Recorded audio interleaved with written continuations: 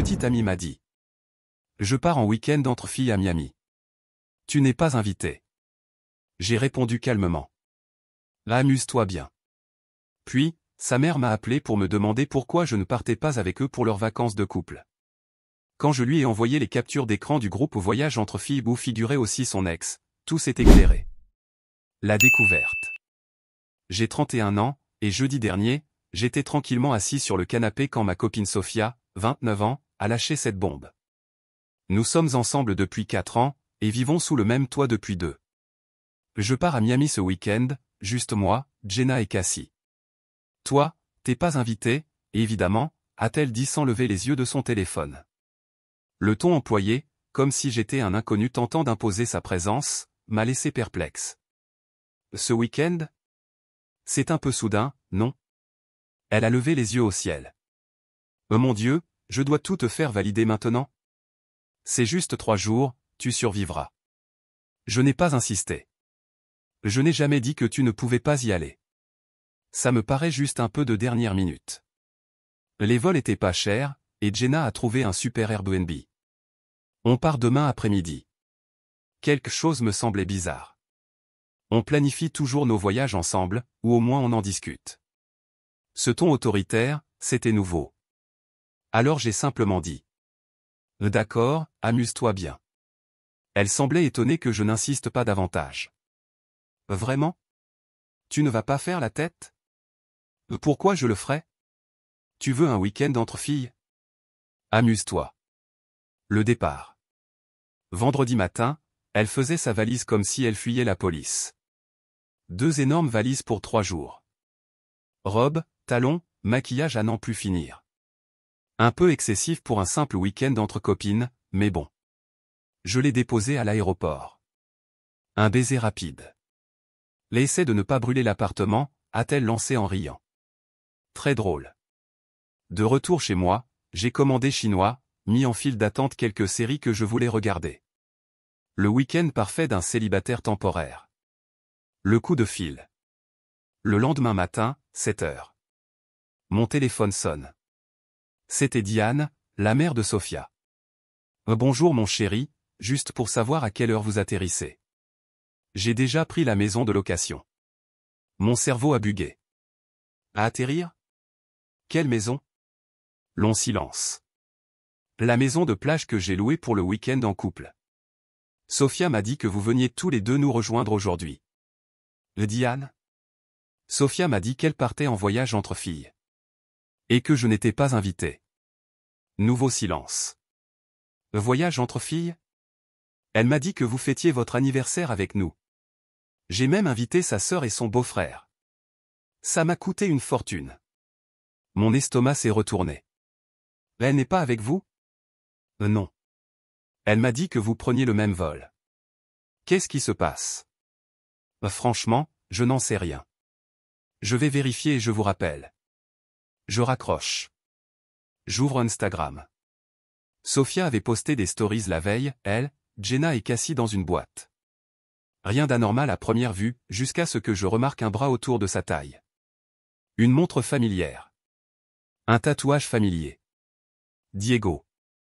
Son ex de la fac. Celui qui avait déménagé à Miami l'an dernier. Je suis resté là, figé, à digérer l'information. Puis j'ai fait quelque chose que je n'avais jamais fait, j'ai ouvert son ordinateur portable, resté à la maison. L'épreuve. Je me suis connecté à tout. J'ai trouvé le groupe de discussion Un voyage entre filles à Miami. Sauf que, ce n'était pas que des filles. Trop hâte. Brad descend en voiture, on aura une voiture sur place. Cassie et Tom ont réservé une table au rooftop pour samedi. Diego dit que la soirée plage de dimanche va être folle. 3 semaines de planification. Le soi-disant voyage entre filles était en fait Sophia, ses 2 amis, leurs copains, et Diego. 3 couples, tout simplement. Le meilleur message? Sophia, j'ai dit à Mike que c'était juste entre filles, lol. Il m'a cru. Savage. Et Cassie, ce qu'il ne sait pas ne lui fera pas de mal. Et puis, Diego et moi, on est juste amis maintenant. Sophia, oui, bien sûr, Jean. J'ai tout screenshoté, chaque message, chaque photo, chaque détail. Puis j'ai rappelé Diane. Mise à jour 1.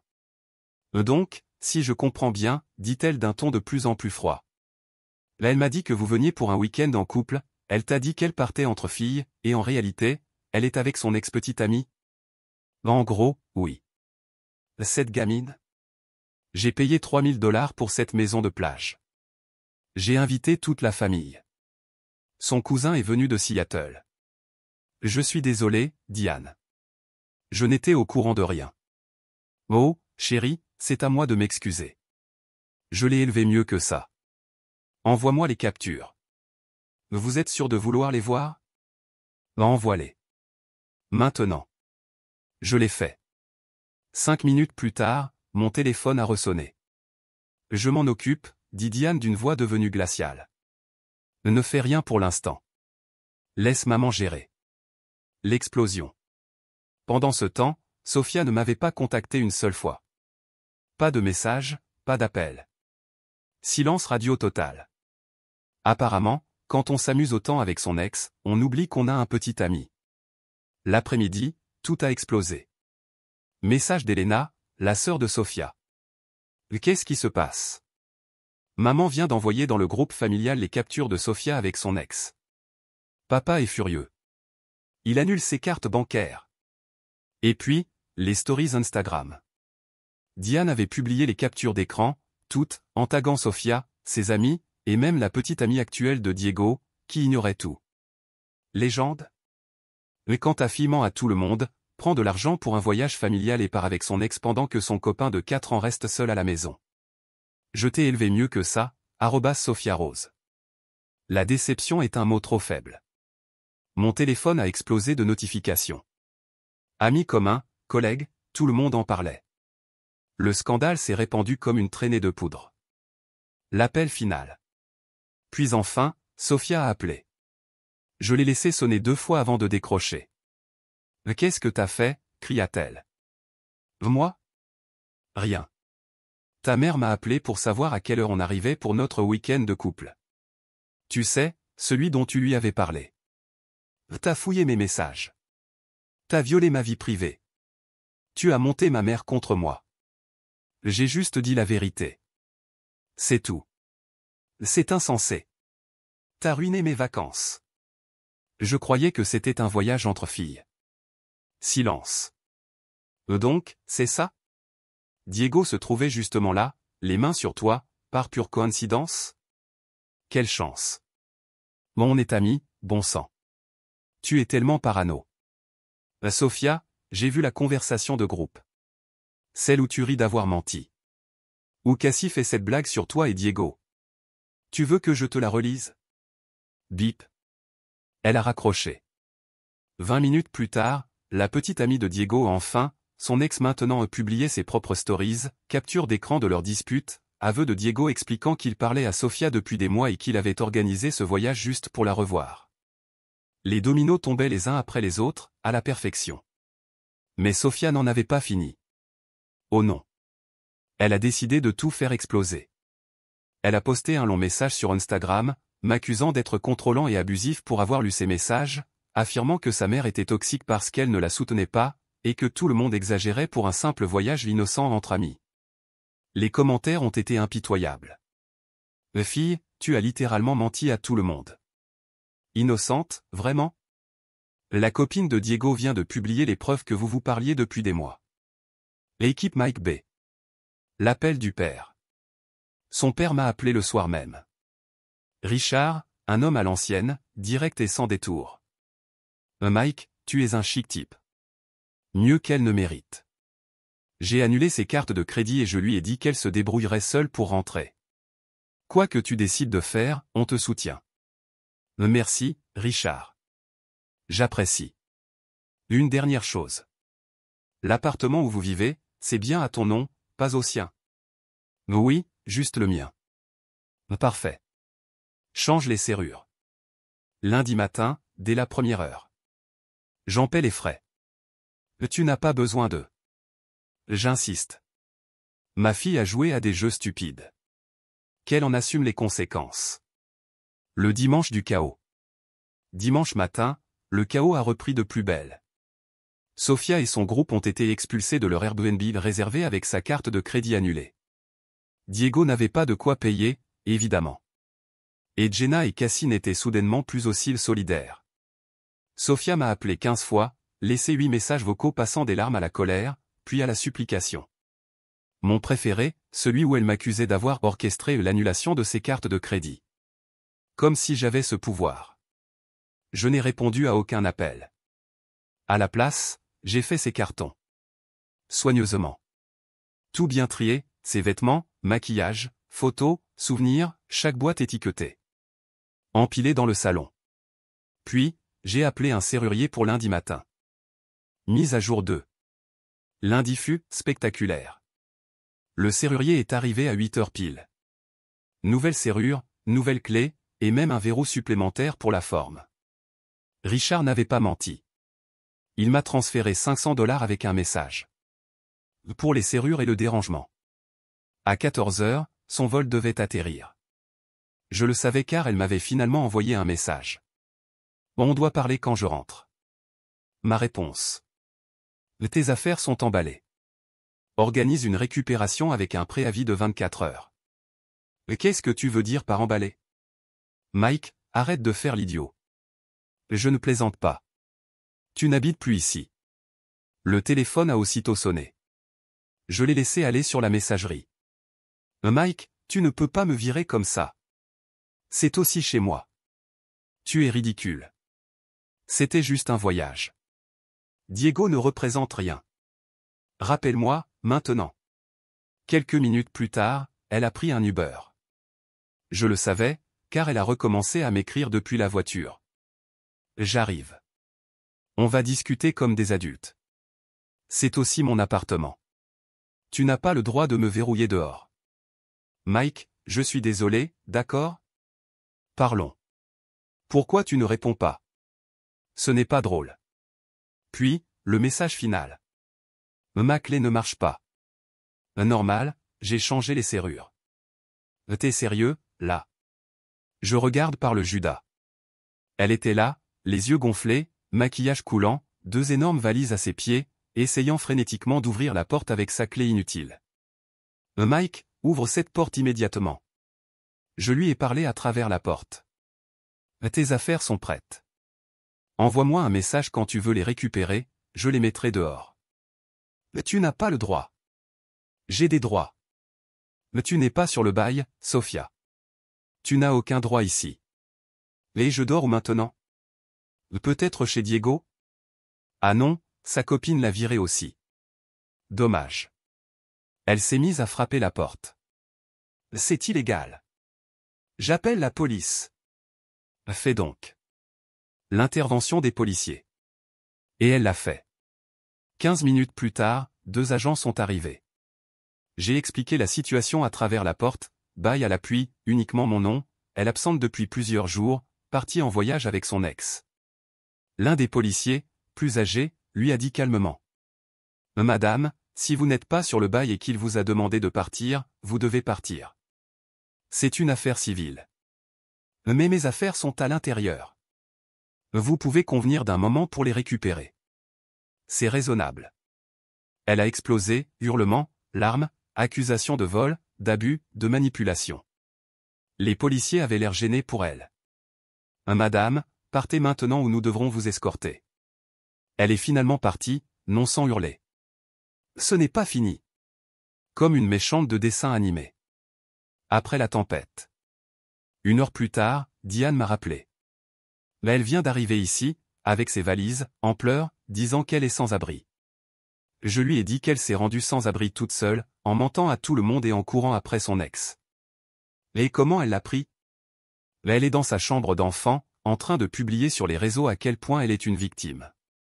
Je lui donne 3 jours avant de la virer aussi. Je n'ai pas élevé une menteuse. Le cirque sur les réseaux. Le spectacle sur les réseaux sociaux valait le détour. Sofia a publié une 12aine de stories sur son ex abusif, moi, qui l'aurait jeté à la rue, et sa famille toxique qui aurait pris son parti. Les réponses n'ont pas été celles qu'elle espérait. Cousine, n'avais-tu pas menti sur ton voyage, toi? Amis communs, fille, tout le monde a vu les captures. Assume. Jenna, oui, sa copine de voyage, peut-être évite d'en parler sur Insta. Et le clou du spectacle, Diego a tenté de la défendre. Les vrais amis se soutiennent. Les gens jugent trop vite. Sa copine, exemple, a aussitôt posté d'autres captures de leurs messages, dont une où il écrivait. Sofia, tu es la seule qui m'ait vraiment marqué. À Miami, je vais retenter ma chance. Sofia a tout supprimé et est passée en compte privé en moins de 2 heures. L'épilogue.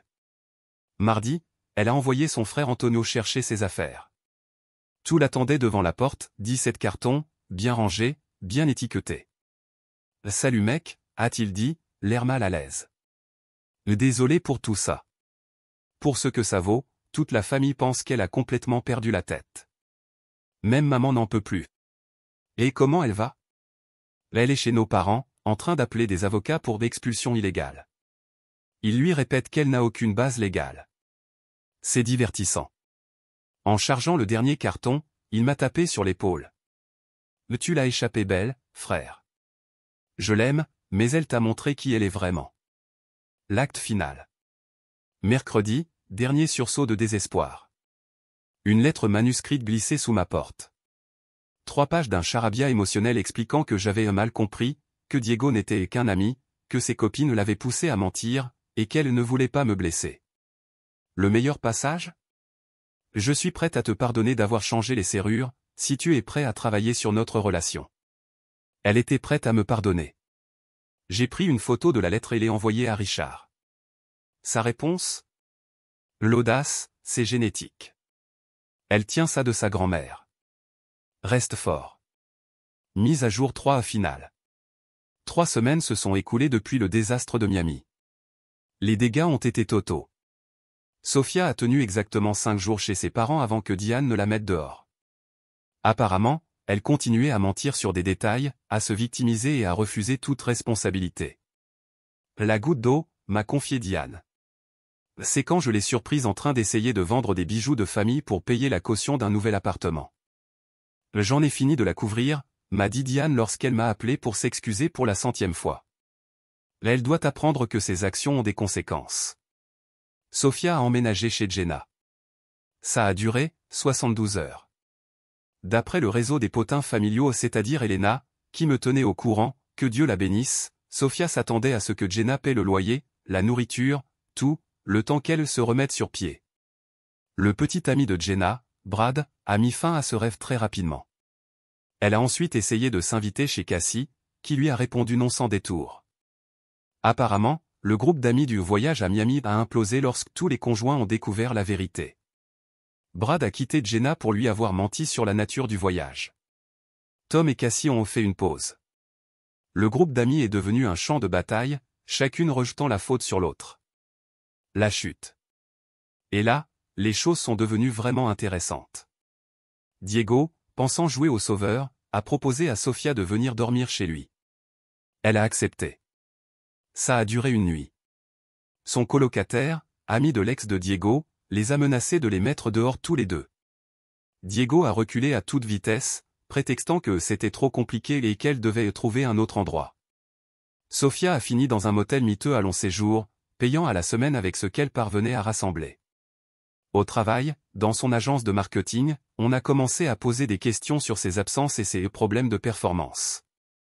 Visiblement, pleurer à son bureau et passer ses journées sur son téléphone à chercher un logement n'a pas impressionné ses supérieurs. Le mail qui m'a fait éclater de rire. 2 semaines après toute cette histoire, j'ai reçu un email de Sofia. Objet, proposition d'affaires. Je vous jure. Elle me demandait un prêt de $5 000 pour la caution d'un nouvel appartement. Elle m'avait même préparé un plan de remboursement sur 2 ans, avec un faible taux d'intérêt. Elle a vraiment écrit. Comme tu es en partie responsable de ma situation actuelle, il serait juste que tu participes à la solution. J'ai répondu avec un seul mot. Non. Elle est devenue folle. 8 emails consécutifs, de la supplication à la menace de procès pour détresse émotionnelle et manipulation financière. Son père m'a appelé, mort de rire, au point de ne presque plus pouvoir parler. Elle nous a demandé de l'argent, à nous aussi, Altaïl. Là, elle a dit à sa mère que c'était notre devoir de la soutenir. Diane lui a répondu. Notre devoir s'est arrêté le jour où elle a décidé de mentir à tout le monde et de tromper le meilleur petit ami qu'elle aura jamais. L'exil. D'après Alina, la dernière fois qu'on a eu des nouvelles, Sofia a dû retourner dans sa ville natale, à 3 états d'ici, pour vivre chez sa grand-mère, la seule encore prête à l'accueillir. Sa bio Instagram est passée de A Marketing Queen Living My Best Life in the City à simplement un emoji de plante. Elle ne publie plus qu'une fois par mois, généralement une citation motivante sur la croissance à travers l'adversité ou apprendre à refaire confiance. Diego, lui, l'a complètement ghosté dès qu'elle a quitté la ville. Bloqué partout. Et selon les réseaux, il sort déjà avec quelqu'un d'autre. Quand Sofia l'a appris, elle m'a envoyé un texto ivre à 2 heures du matin. J'ai tout gâché pour rien. Je n'ai pas répondu. Les débris du groupe. Le groupe d'amis, lui, ne s'en est jamais remis. Jenna et Cassie ne se parlent plus. Chacune accuse l'autre d'avoir provoqué le désastre de Miami. Tout leur cercle social s'est effondré. Le groupe de discussion à l'origine de tout a été supprimé, mais pas avant qu'un membre ne fasse fuiter tout le contenu à un blog local de ragots. Sofia est devenue une légende d'avertissement dans le petit monde des rencontres de notre ville. L'après. Sa famille reste en contact avec moi. Richard et Diane m'ont invité pour Thanksgiving. J'ai poliment refusé, mais j'ai apprécié le geste. Elena m'envoie souvent des mèmes sur le thème d'éviter les balles. Quant à Antonio, son frère, on est devenus amis. On joue au basket tous les jeudis. Et moi? Je vais bien. Mieux que bien, en réalité. L'appartement m'appartient vraiment à présent. Je l'ai redécoré, j'ai éliminé toutes les traces d'elle. J'ai commencé une thérapie, pour soigner les blessures de confiance parce qu'être manipulé pendant des semaines, ça laisse des marques. Une nouvelle page. La semaine dernière, j'ai rencontré quelqu'un. Valérie. Dans une librairie. On y va doucement, mais elle semble sincère. Quand je lui ai raconté l'histoire de Miami lors de notre deuxième rendez-vous café, elle a failli recracher son latte en riant. Ah, attends. Elle était prête à te pardonner? Exactement. L'audace. C'est ce que je me suis dit aussi. Le dernier message. Il y a une semaine, j'ai reçu un texto d'un numéro inconnu. C'était Sofia, depuis le téléphone de quelqu'un d'autre. Je sais que tu vas probablement supprimer ce message, mais je voulais te dire que je suis en thérapie maintenant. Je travaille sur moi. Je réalise ce que j'ai perdu. Tu méritais mieux. Je suis désolé. Je n'ai pas répondu. Mais je ne l'ai pas supprimé non plus. Il reste là, dans mes messages, comme un rappel que parfois, la meilleure réponse à la trahison, ce n'est pas la vengeance. C'est simplement de se retirer, et de laisser les gens affronter les conséquences naturelles de leur choix. Elle voulait mentir à tout le monde et faire la fête avec son ex à Miami? Parfait. Elle l'a fait. Et elle a tout perdu en retour. Sa mère avait raison sur un point. Sofia a joué à des jeux stupides. Elle a gagné les prix stupides qu'elle méritait. Ni plus, ni moins. Les serrures sont restées changées. Ma vie a continué. Et quelque part, à 3 états d'ici, Sofia apprend qu'on ne peut pas mentir à tout le monde éternellement sans finir par épuiser toutes les personnes prêtes à te croire. Drôle de justice, non? Commento dit Madame Reddit. Tu sais ce qu'il y a de plus drôle? Au final, personne n'a eu besoin de détruire Sofia, elle s'en est chargée toute seule. Elle a menti, manipulé, joué la victime, et a fini par dormir dans le lit qu'elle a fait de celui d'un motel douteux, avec du wifi qui rame. Pendant ce temps, le gars qu'elle pensait voir pleurer pourrait le prendre un café avec Valérie en rigolant de toute l'histoire. Et elle? Elle poste des citations inspirantes avec un petit emoji de plante, convaincue d'être une sorte de phénix. Morale de l'histoire, quand on joue à des jeux idiots, on gagne des prix idiots. Et visiblement, Sofia a tout raflé.